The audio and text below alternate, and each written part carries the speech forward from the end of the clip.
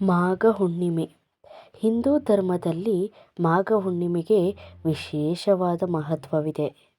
ಮಾಘ ಹುಣ್ಣಿಮೆಯ ದಿನ ಸ್ನಾನ ಮತ್ತು ಪೂಜೆಯು ಪಾಪಗಳನ್ನು ಶುದ್ಧೀಕರಿಸುತ್ತದೆ ಮತ್ತು ಪುಣ್ಯವನ್ನು ನೀಡುತ್ತದೆ ಎಂಬ ನಂಬಿಕೆಯೂ ಸಹ ಇದೆ. ಇವತ್ತಿನ ವಿಡಿಯೋದಲ್ಲಿ ಮಾಘ ಮಾಸದ ಮಹತ್ವ ಮತ್ತು ಆಚರಣೆ ಹೇಗೆ, ಯಾವ ಸಮಯ ಸಂದರ್ಭದಲ್ಲಿ ಆಚರಿಸಿದರೆ ಒಳ್ಳೆಯದು ಎಂಬ ಎಲ್ಲ ವಿಚಾರಗಳನ್ನು ಕೂಲಂಕುಷವಾಗಿ ತಿಳಿದುಕೊಳ್ಳೋಣ ಬನ್ನಿ.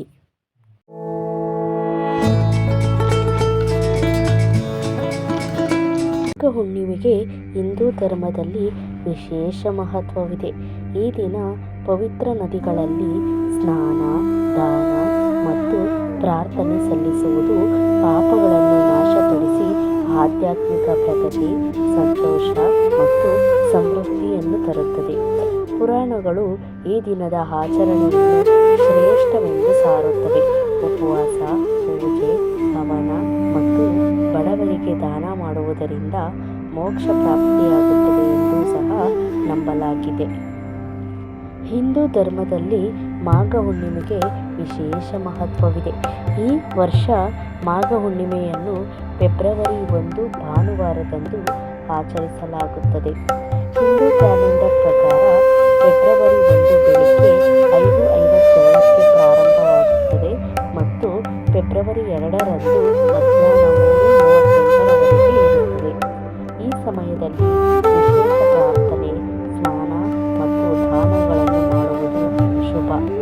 ಶಾಸ್ತ್ರಗಳ ಪ್ರಕಾರ ಈ ದಿನದಂದು ಮಾಡುವ ದಾನ ಮತ್ತು ಧಾರ್ಮಿಕ ಆಚರಣೆಗಳು ಪಾಪಗಳನ್ನು ನಾಶ ಮಾಡುತ್ತವೆ ಮತ್ತು ಆಧ್ಯಾತ್ಮಿಕ ಪ್ರಗತಿಗೆ ಕಾರಣವಾಗುತ್ತವೆ. ಇನ್ನು ಶಾಸ್ತ್ರಗಳ ಪ್ರಕಾರ ಮಾಘ ಹುಣ್ಣಿಮೆಯ ದಿನ ಸ್ನಾನ ಮತ್ತು ಪೂಜೆಯು ಪಾಪಗಳನ್ನು ಶುದ್ಧೀಕರಿಸುತ್ತದೆ ಮತ್ತು ಪುಣ್ಯವನ್ನು ನೀಡುತ್ತದೆ. ಈ ದಿನದಂದು ಮಾಡುವ ಆಧ್ಯಾತ್ಮಿಕ ಅಭ್ಯಾಸಗಳು ವಿಶೇಷ ಮಾನಸಿಕ ಮತ್ತು ಆಧ್ಯಾತ್ಮಿಕ ಶುದ್ಧೀಕರಣವನ್ನು ಒದಗಿಸುತ್ತವೆ. ಮಾಘ ಮಾಸದ ಹುಣ್ಣಿಮೆ ದಿನದಂದು ಸ್ನಾನ ಮಾಡುವುದರಿಂದ ಸಂತೋಷ, ಶಾಂತಿ ಮತ್ತು ಸಮೃದ್ಧಿ ತರುತ್ತದೆ ಎಂದು ಸಹ ನಂಬಲಾಗಿದೆ. ಭಗವತ್ ಪುರಾಣ ಮತ್ತು ಪದ್ಮ ಪುರಾಣವು ಮಾಘ ಹುಣ್ಣಿಮೆಯನ್ನು ಗಂಗಾ, ಯಮುನಾ ಮತ್ತು ಇತರ ಪವಿತ್ರ ನದಿಗಳಲ್ಲಿ ಸ್ನಾನ ಮಾಡುವುದು ಅತ್ಯಂತ ಪುಣ್ಯಕರ ಎಂದು ಉಲ್ಲೇಖಿಸುತ್ತವೆ. ಈ ದಿನದಂದು ಮಾಡುವ ದಾನ ಮತ್ತು ತಪಸ್ಸು ಒಬ್ಬರ ಜೀವನದಲ್ಲಿ ಸಕಾರಾತ್ಮಕ ಶಕ್ತಿಯನ್ನು ತುಂಬುತ್ತದೆ. ಇನ್ನು ಶಾಸ್ತ್ರಗಳ ಪ್ರಕಾರ ಮಾಘ ಹುಣ್ಣಿಮೆ ಯಾವ ರೀತಿ ಆಚರಿಸಬೇಕು ಎಂದು ನೋಡುವುದಾದರೆ, ಮಾಘ ಹುಣ್ಣಿಮೆಯಂದು ಮನೆಯಲ್ಲಿ ಅಥವಾ ನದಿಗಡೆಯಲ್ಲಿ ಪೂಜೆ ಮತ್ತು ಹವನ ಮಾಡುವುದು ಶುಭವೆಂದು ಪರಿಗಣಿಸಲಾಗುತ್ತದೆ. ಈ ದಿನದಂದು ದೀಪ ಹಚ್ಚುವುದು, ಆರತಿ ಮಾಡುವುದು ಮತ್ತು ವಿಷ್ಣು ಅಥವಾ ಶಿವನನ್ನು ಪೂಜಿಸುವುದು ಬಹಳ ಫಲಪ್ರದ ಎಂದು ಶಾಸ್ತ್ರಗಳು ಹೇಳುತ್ತವೆ. ಮಾಘ ಹುಣ್ಣಿಮೆಯಂದು ದಾನ ಮಾಡುವುದರಿಂದ 10 ವರ್ಷಗಳ ಪಾಪಗಳು ಸಹ ಅಳಿಸಿ ಹೋಗುತ್ತವೆ ಎಂಬ ಪುರಾಣಗಳು ಸಹ ಇವೆ. ಧಾರ್ಮಿಕ ಆಚರಣೆಯಲ್ಲಿ ಹಣ್ಣುಗಳು, ಹಾಲು, ಸಿಹಿ ತಿಂಡಿ ಮತ್ತು ಬಟ್ಟೆಗಳನ್ನು ದಾನ ಮಾಡುವುದು ವಿಶೇಷ ಮಹತ್ವ ಹೊಂದಿದೆ. ಮಾಘ ಹುಣ್ಣಿಮೆಯಂದು ಉಪವಾಸ ಮತ್ತು ಪೂಜೆ ಮಾಡುವುದರಿಂದ ರೋಗ, ಭಯ ಮತ್ತು ದುಃಖ ನಾಶವಾಗುತ್ತದೆ. ಈ ದಿನದಂದು ಆಧ್ಯಾತ್ಮಿಕ ಅಭ್ಯಾಸವು ಮೋಕ್ಷಕ್ಕೆ ಕಾರಣವಾಗಬಹುದು ಎಂದು ಗ್ರಂಥಗಳು ಹೇಳುತ್ತವೆ.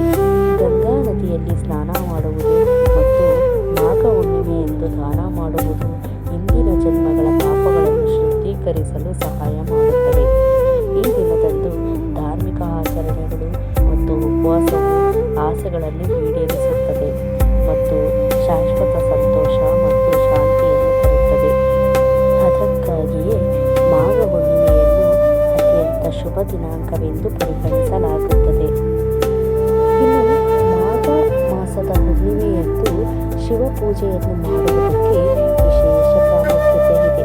ಮಾಘ ಹುಣ್ಣಿಮೆಯ ದಿನದಂದು ಸ್ನಾನದ ನಂತರ ಶಿವಲಿಂಗಕ್ಕೆ ನಾವು ನೀರು, ಹಾಲು ಮತ್ತು ಬಿಲ್ವಪತ್ರೆಯನ್ನು ಅರ್ಪಿಸಿ ಶಿವನ ಆಶೀರ್ವಾದವನ್ನು ಸಹ ಪಡೆದುಕೊಳ್ಳಬಹುದು. ಇನ್ನು ಗಾಯತ್ರಿ ಮಂತ್ರವನ್ನು ಪಠಿಸಿ. ಮಾಘ ಹುಣ್ಣಿಮೆಯ ದಿನದಂದು ನೀವು ಗಾಯತ್ರಿ ಮಂತ್ರವನ್ನು ಪಠಿಸಬೇಕು. ಈ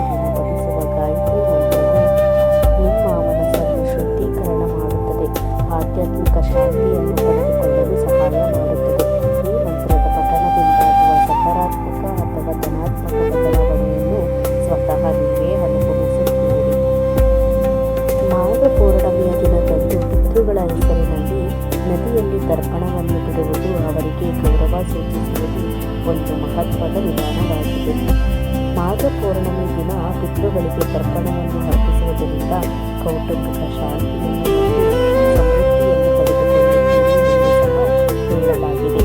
ಇನ್ನು ಮಾಘ ಹುಣ್ಣಿಮೆಯ ದಿನದಂದು ಗಿಡ ನೆಡುವುದು ಸಹ ಪರಿಸರವನ್ನು ಬೆಂಬಲಿಸುವ, ಶಾಂತಿಯನ್ನು ಕಾಪಾಡುವ ಸಂಕೇತವಾಗಿದೆ. ಒಟ್ಟಾರೆಯಾಗಿ ಹೇಳುವುದಾದರೆ ಮಾಘ ಹುಣ್ಣಿಮೆಯು ಹಿಂದೂ ಧರ್ಮದಲ್ಲಿ ಅತ್ಯಂತ ಪುಣ್ಯತಮೆಯಾದ ಹುಣ್ಣಿಮೆಯಾಗಿದೆ. ಇದನ್ನು ಮಾಘ ಮಾಸದ ಪೌರ್ಣಮಿ ಎಂದು ಸಹ ಕರೆಯುತ್ತಾರೆ. ಪೂರ್ಣಚಂದ್ರನ ದೈವ ಸ್ಥಿತಿ ದಿನ ಇದು.